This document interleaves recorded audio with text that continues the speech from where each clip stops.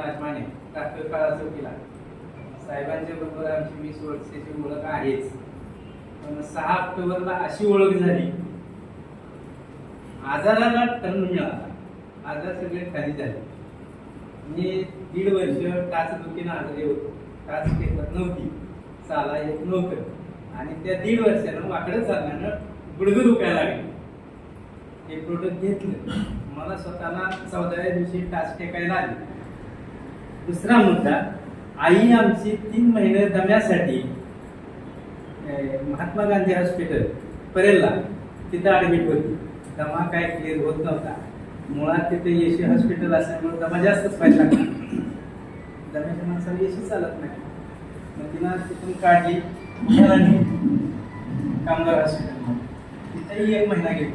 मला फरक पडल्यानंतर मी साहेबांचे एवढं उपकार, पहाटे 4 वाजता मी कराडला पोहोचल्यानंतर पहाटे 4 वाजता ते दम्याचं प्रोडक्ट मला दिलं. मी ते पुण्याला ट्रान्सफर केलं. आज आई हॉस्पिटल मधनं बाहेर आली. 70 भाकरी खात नव्हती. आज 1 पाचकोरा भाकरी खाऊन घरी निवांत आहे. वय वर्ष 90 आहे, पण आता घरी आहे. तिसरा मुद्दा, 6 ऑक्टोबरला हे 2 रिझल्ट आल्यानंतर तिसरा मुद्दा, माझ्या मिसेसला साखर होती. 6 ऑक्टोबरला हे प्रोडक्ट घेतलं, त्यावेळेला मी साखर चेक केली मिसेसची. जेवणाच्या अगोदरची साखर 195 आणि जेवणानंतरची म्हणजे 4 तासानंतरची साखर 340. हे प्रोडक्ट चालू केलं, 2 महिने वाट बघितली. 6 डिसेंबरला अगदी तारखेनुसार, परफेक्ट तारखेनुसार मी चेक केली. 2 महिने काय प्रोडक्टच दिलं आणि 6 डिसेंबरला साखर चेक केली.